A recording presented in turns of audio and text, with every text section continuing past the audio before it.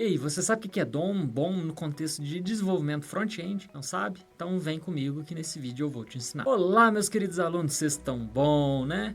No vídeo de hoje nós vamos ver o que é DOM e BOM no contexto de desenvolvimento front-end, é claro. Então, para a nossa 13ª aula do curso de front-end, esse é o conteúdo. Então, primeiro nós vamos começar com o que é BOM e DOM, quais são as propriedades ali de BOM e de DOM e como que a gente pode combinar essas habilidades, esses recursos junto no nosso HTML, CSS e JavaScript que a gente viu até o momento. BOM vem de Browser Object Model, ou seja, é um modelo do objeto do nosso browser e dentro dele está Window, Screen, Location, History, Navigator, Document. Então, nós temos vários objetos ali dentro do nosso browser e a gente consegue manipular esses objetos. Então, o DOM é o Document Object Model, é onde a gente vai fazer alterações nesse modelo do documento. Então, primeiro vamos ver os outros principais, que são Screen, Location, History e o Navigator. O Window ele é suportado por todos os navegadores. Variáveis globais são propriedades do objeto Window e funções globais são métodos do objeto Window. Então, como exemplos de método, a gente tem window.open, que vai abrir uma nova janela, window.close, que vai fechar uma nova janela, window.moveTo, que move a janela atual, window.resizeTo, que vai alterar o tamanho da janela atual. Então, essa é a ideia do Window. Aí a gente vai para o Screen. O que é o Screen? O Screen, a gente vai ter propriedades que estão relacionadas à nossa tela, ao que está aparecendo ali na nossa tela. Então a gente pode acessar essa propriedade, por exemplo, Screen Height, vai ser a altura da tela visitada em pixels. Screen Width vai ser o comprimento da tela visitada em pixels. E aí a gente tem outros atributos, Avail Height, Avail Width, que vai ser a altura da tela visitada em pixels menos as features de interface relacionadas às janelas de tarefas e etc. Nós temos o Screen Color Depth, vai ser o número de bits utilizados para exibir uma cor.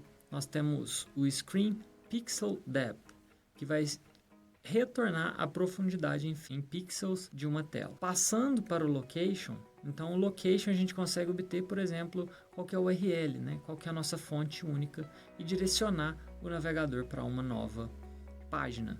Então, como atributos, a gente vai ter o location.href, que vai retornar o URL da página atual, location.hostname, é o domínio da página, location.pathname, que vai ser o caminho e o nome do arquivo da página atual, location.protocol, que vai ser o protocolo utilizado, HTTP ou HTTPS, location.assign, que carrega um novo documento, location.port, vai ser a porta da página atual. Então lembra que a gente viu lá na introdução, que a gente viu os métodos HTTP? Então, a gente consegue acesso a esses valores aqui. E aí a gente consegue fazer algumas alterações. Vou falar de todos esses primeiro, para depois dar uma explicação um pouquinho mais a fundo. Então, History vai conter o histórico do navegador com restrições de privacidade do usuário. Então, a gente tem o history.back, que esse método serve para a gente voltar para a página que o usuário estava depois que ele já clicou. Ele vai ter o history.forward, que vai para uma página. Caso a gente voltou, a gente tem um histórico para frente, a gente consegue avançar. Alguns navegadores ainda têm um botão para voltar para a página anterior e para avançar. Então essa é a ideia. A gente não precisa de clicar naquele botão, a gente consegue fazer com que dentro do nosso site a gente consiga navegar. O window.navigator, então ele vai conter informações sobre o navegador. Então a gente tem o navigator.appname, que vai ser o nome da aplicação do navegador. Navigator.appcodename vai ser o nome do código do navegador, se ele é Mozilla, se ele é Chrome, se ele é, enfim, Safari, Opera. Navigator.platform é o sistema operacional do navegador, por exemplo, Win32. Navigator.cookEnabled para ver se os cookies estão ativos. Navigator.product retorna o nome da engine do navegador, por exemplo, Jekyll. navigator.appversion, a versão do navegador, navigator.language, qual que é a linguagem, né? Qual que é a língua, o idioma que está sendo utilizado ali no navegador, por exemplo, que é N, vai ser em inglês, PTBR e por aí vai. Pode checar também, por exemplo, se Java está ativo naquele navegador com o método navigator.java_enable e a gente sabe se o Java está ativo. Então, como eu falei aqui para vocês, são várias formas que a gente consegue, informações que a gente consegue recolher do nosso navegador. O que a gente pode fazer com essas informações? Que eu acabei de falar, abrir uma nova janela, navegar, voltar, coletar informações sobre a URL, sobre o navegador em si, para ver a versão do navegador, talvez algo vai ter que ser mudado, enfim, tem bastante coisa aí que dá pra gente fazer. Tem o window pop-up, que a gente consegue criar uma caixa de alerta, consegue criar uma caixa de confirmação, e a gente consegue também ter uma caixa de prompt. Agora que a gente já viu um pouco da teoria, talvez a gente pode ver um pouco de código. Eu criei aqui um arquivo em branco, um index, como vocês podem ver aqui na tela. Eu vou pegar um exemplo, e aqui no body eu vou simplesmente criar um botão. Vocês lembram qual que é a tag de button? Ó, de botão é o button. Então tá aqui. E aí a gente consegue fazer algumas alterações. Aqui eu já vou começar a introduzir alguns conceitos de DOM, mesmo a gente ainda não tendo visto a teoria. Mas eu quero dar uma ação quando o usuário clicar. Então, quando o usuário clicar nesse botão, estou falando, chame esta função. Eu vou dar um nome aqui para ele de aperte. Aperte, tá aqui o botão. E aí a gente consegue estabelecer um script. Então a gente já viu que a gente consegue escrever um script em JavaScript no documento HTML. E aí eu vou criar essa function. Então, function, myFunction, foi o nome que a gente deu. Eu vou criar um alert. Então, alert. Vamos colocar um texto aqui, né? Sou uma caixa de alerta. E aí, tá aí o nosso código. Vamos abrir aqui com o navegador. Eu fui na pasta, abri esse arquivo que a gente acabou de criar. E aí está aqui, ó, aperte. Quando a gente aperta, ele abre uma caixa de alerta, dizendo, sou uma caixa de alerta. Então, a gente pode colocar isso para quando um usuário fez alguma ação e etc. A gente pode também criar uma caixa de confirmação. Então, o que seria uma caixa de confirmação? Vamos fazer aqui. Então, dentro do nosso script, a gente já tem ali a nossa função, já temos PERT. Eu vou criar aqui agora um parágrafo. E nesse parágrafo, eu vou dar um ID para ele. Demonstracão. Demonstracão. Beleza. E agora aqui na nossa função, a gente vai deixar essa função um pouquinho mais complexa. Então vamos fazer assim, ó. Vamos criar uma variável txt aqui. E a gente vai fazer if confirm.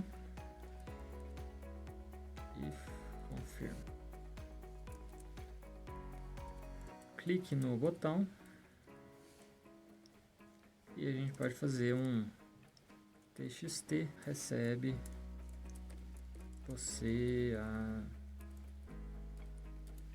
apertou o botão. Se não, tá difícil. Txt recebe você apertou cancelar. Ainda dentro da função a gente vai fazer o document, que é a nossa DOM, dando spoiler aqui, get element by id, e aí a gente vai colocar demo demonstracão ponto inner html igual a txt. Deixa eu remover aqui que a gente vai conseguir ver o código todo. Beleza, a gente criou um parágrafo Nesse parágrafo a gente deu um ID. Ó, vamos mudar aqui, demonstra cão. E a gente fez uma função que chama um confirm. E aí, se chamar, está aqui. E aí, dependendo do que acontecer, a gente vai alterar o conteúdo que está nesse parágrafo. O que está nesse parágrafo? Agora nada. Vamos atualizar a nossa página. E aí está aqui o botão. Vamos apertar no botão. E agora ele apareceu, ó, o texto. Clique no botão. A gente pode clicar em OK. Ele adiciona esse texto. A gente pode clicar de novo. E aí ele altera para você apertou cancelar. Tá ficando legal, né? Já temos algumas interações legais aí. A gente pode fazer também uma caixa de prompt. Então, como que a gente faz essa caixa de prompt? E aí a gente vai uma variável aqui. Vai pessoa, que vai estar escrito prompt, vai ser um prompt. E a gente digite seu nome. E a gente vai deixar um padrão aqui, ó. João José. Com medo de dar alguma referência, mas acho que não vai dar não. E a gente pode fazer um if pessoa for igual a nulo ou pessoa for vazia, o que a gente faz? Nosso txt vai receber o usuário cancelou o prompt. Se não, a gente pode colocar um texto, por exemplo, oi, pessoa mais aqui, como você está. E a gente tem um documento lá e a gente recebe o nosso txt. Vamos ver como que isso está funcionando. Salvei, vou lá no navegador, atualizei a pasta. Quando eu aperto no botão, ele chama, ele já tem o nome padrão aqui. Vou colocar meu nome, adicionei, e aí ele faz a alteração. Tá vendo como é que essas interações vai ficando bem mais legal o site? Depois a gente ainda vai para um conteúdo dinâmico, mas vamos pensar num conteúdo estático que parte é alterado. A gente tem também algumas funções para definir tempo. Então tem o, por exemplo, set timeout, clear timeout, set interval, clear interval. O que essas funções fazem? Então, por exemplo, o set timeout, a gente pega, passa uma função que vai ser executada e em quantos milissegundos que ela vai ser executada. Então, esse é um exemplo para vocês. E aí vamos falar um pouco mais da DOM. Então a DOM é uma plataforma e uma interface neutra em termos de linguagem que permite que programas e scripts acessem e atualizem dinamicamente o conteúdo, a estrutura e o estilo do documento. Então quando uma página é carregada, o navegador cria um DOM da página, né, esse modelo de objeto de documento. Em JavaScript você pode mudar, remover, adicionar elementos e atributos do HTML, mudar os estilos do CSS e criar e reagir a eventos do HTML. Então, basicamente, a gente vai fazer uma navegação. Vai ser criado uma árvore daquele documento. E aí, para a gente navegar entre esses nós, a gente vai falar Parent Node, vai ser o nó que está acima ali na hierarquia. Child Nodes, vão ser os filhos ali daquele documento. First child, last child, next siblings, previous siblings. Então a gente vai conseguir navegar entre os filhos ou um irmão anterior ou um irmão que vem depois. E a gente tem algumas informações. A gente já viu, por exemplo, o ponto inner HTML, que a gente adicionou o texto em um novo nó. A gente alterou aquele nó, né, adicionando um texto nele. A gente tem, por exemplo, ponto node name, ponto node value, ponto node type, que também dá para a gente explorar. A gente consegue acessar algumas propriedades, por exemplo, documento.base URI, documento.body, documento.domain, documento.forms e por aí vai, para a gente conseguir acessar determinados elementos. A gente também pode encontrar elementos por meio de métodos. Os 4 mais utilizados vai ser o documento.getElementById, documento.getElementsByTagName e document.getElementByClassName e document.carrySelector all e a tag.class que você está querendo acessar. Então, lembra quando a gente criou lá no nosso CSS que a gente passava no HTML um ID, o nome da classe, né? Um parágrafo, um novo título, ou a gente dava um nome para aquele elemento, ele virava ali uma classe e a gente tinha acesso a ela. Então essa é a ideia, a gente vai conseguir acessar esses elementos por meio da DOM. Vamos fazer algo um pouquinho mais interessante. Então, voltando aqui para o código, eu vou mostrar para vocês uma interação que a gente pode fazer. Então vamos fazer assim, ó. Aqui dentro de script, eu vou apagar, porque como vai começar a ficar um pouco mais cheio, eu vou passar o source, vou colocar meu js.js. E aqui no parágrafo, vamos ver o que a gente pode fazer. Eu vou criar uma div ao invés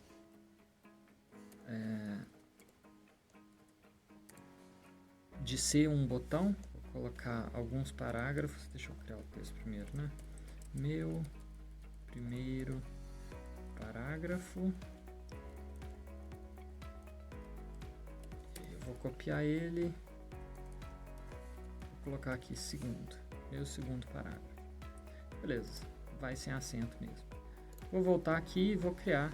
Ó, aqui tem que ser ponto para dar certo. Vou criar esse documento. Então, meu JS.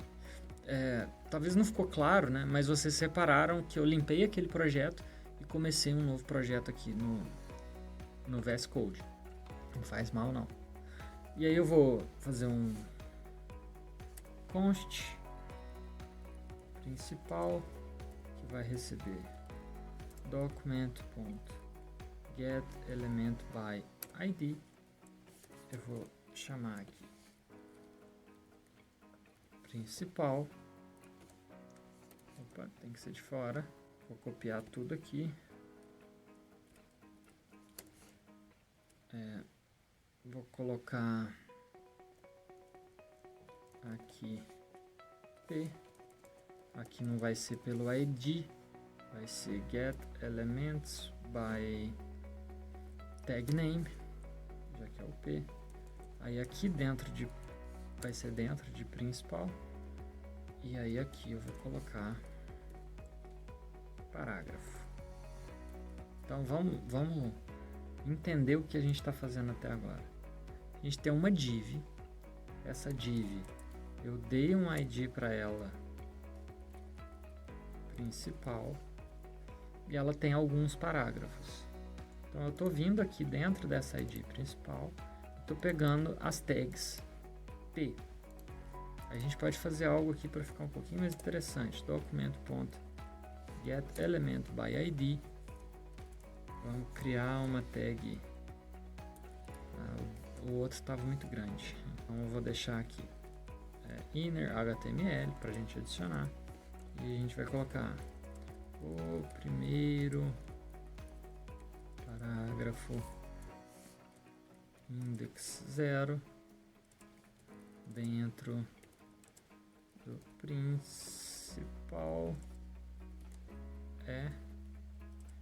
e aí a gente vai passar o parágrafo no índice 0 ponto inner HTML. Beleza? Vamos dar uma formatada aqui. Vamos importar aqui. A gente não tem esse ID demo. Tava muito grande ali. Como eu disse que eu deixei menor. É isso. Vamos agora encontrar. Não existe mais o botão. Olha lá, ele pegou o texto que estava aqui no meu primeiro parágrafo, que é o índice 0. Eu quero que pegue o que está no segundo. É só a gente vir aqui e ao invés de escolher o índice 0, a gente escolhe o índice 1. Por quê? Porque esse elemento by cat tag name, ele vai retornar para a gente um array. Então se a gente volta aqui, repara, ainda está o primeiro, mas quando a gente atualizar, vê o segundo parágrafo. É isso aí, gente. Muito obrigado você que está curtindo aí os nossos vídeos, está assistindo, está gostando do material. A ideia aqui é ajudar vocês. Isso aí. Valeu!